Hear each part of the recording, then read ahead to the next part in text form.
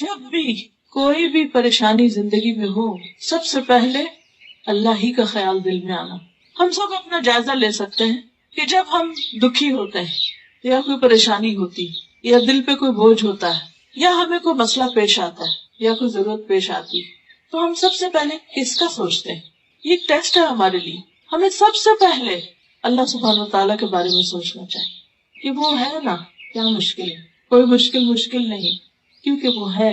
جب لوگ سو جاتے ہیں وہ اس وقت بھی جاگتا ہے، جب لوگ بھول جاتے ہیں وہ اس وقت بھی یاد رکھتا ہے، جب لوگ ناراض ہو جاتے ہیں وہ اس وقت بھی ہماری سنتا ہے. لیکن شیطان جو ہمیشہ بندوں کو اللہ کے راستے سے بھٹکانے کے لیے سرگرم عمل رہتا ہے، اور وہ ہر راستے پر بیٹھا رہتا ہے، اور آگے سے بھی آتا ہے اور پیچھے سے بھی اور دائیں سے بھی اور بائیں سے بھی، تو وہ ہمیشہ یہ چاہتا ہے کہ بندہ اپنے رب کو بھول جائے.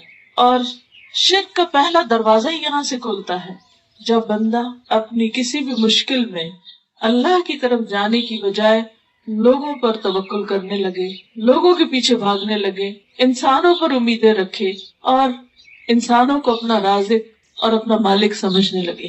کوئی انسان ایسا نہیں کہ جو ضرورت مند نہ ہو. کسی بھی انسان سے جا کر مل کے دیکھیں، چاہے کوئی غریب ہو یا امیر، دنیا کے غریب ترین انسان کو بھی اور امیر ترین انسان کو بھی اور ان کے بیچ کے بھی لوگوں کو، سب کے سب محتاج، سب کے سب ضرورت مند ہیں، اور سب کی ضروریات صرف ایک رب ہی پوری کر سکتا ہے، کوئی بندہ نہیں کر سکتا. اس لیے لازم ہے کہ ہم اول و آخر اسی کو پکاریں، اسی کی طرف رجوع کریں، اور اسی کو پکارنے کا نام دعا ہے. تو آج دعا سے متعلق کچھ چیزوں کی یاد دہانی کراؤں گی. معلوم ہم سب کو ہوتا ہے لیکن ہم پھر بھول جاتے ہیں، اور خصوصاً جب کوئی پریشانی آتی ہے تو اس وقت تو شیطان ضرور بھلوا دیتا ہے کہ اللہ تعالیٰ ہے اور وہ سنتا ہے اور وہ مشکل آسان کرے گا اور ضرور کرے گا، کیونکہ ان اللہ علی کل شیء قدیر، بے شک اللہ ہر چیز پر قادر ہے. اسے کسی سے مشورہ نہیں کرنا، اسے کسی سے مانگ کے نہیں دینا، کیونکہ سب چیز اس کے کنٹرول میں ہے، اس کے اختیار میں ہے. نوح علیہ السلام کے بارے میں قرآن مجید میں آتا ہے، سورۃ الصافات 75، وَلَقَدْ نَادَانَا نُوحٌ وَلَنِعْمَ الْمُجِيبُونَ، اور البتہ تحقیق نوح علیہ السلام نے ہمیں پکارا تھا جب لوگوں نے انہیں انتہائی تنگ کر دیا اور ان کی بات مان کر نہیں دیتے تھے، تو اس مشکل میں انہوں نے ہمیں پکارا تھا. وَلَنِعْمَ الْمُجِيبُونَ، ہم کتنا اچھا جواب دینے والے. اللہ نے ان کی دعا سنی، بہترین طریقے سے سنی، دعا قبول کی اور ان کی مشکل آسان کر دی. مشکل کتنی بھی بڑی ہو، آزمائش کتنی بھی طویل ہو، دکھ اور درد کتنا بھی گہرا کیوں نہ ہو، کسی بھی قسم کا کیوں نہ ہو، کبھی بھی اللہ کی رحمت سے مایوس نہیں ہونا چاہیے، ہمیشہ پر امید رہنا چاہیے. ہمارے لیے مشکل ہوتی ہے، اللہ کے لیے مشکل نہیں. انسانوں کے خزانے ختم ہو جاتے ہیں، اللہ کے ختم نہیں ہوتے.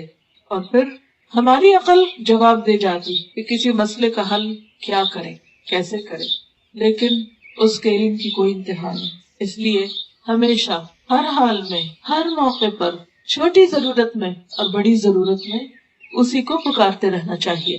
وَاذْكُرْ رَبَّكَ فِي نَفْسِكَ، بندوں کو پکارنے کے لیے تو اونچی آواز میں بولنا پڑتا ہے، چیخنا چلانا پڑتا ہے، لیکن اس کو دل میں تضرعا وخیفۃ، عاجزی اور زاری کے ساتھ، گڑ گڑا کے، چپکے ودون الجہر من القول، اور آہستہ آہستہ زیر لب باتیں کرتے کرتے، بالغدو والآصال، صبح اور شام، ولا تکن من الغافلین، اور غافلین میں سے نہ ہونا.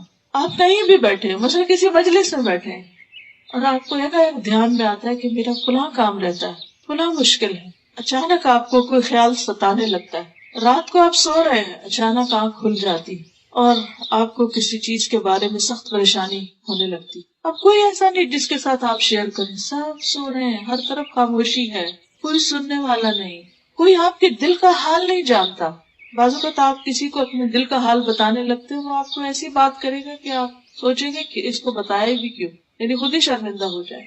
کوئی نہیں جانتا کہ ہمارے اندر کی تکلیف کتنی ہے. کوئی پیمانہ ہے ہی نہیں اس کو جج کرنے کا، اس کو ناپنے کا.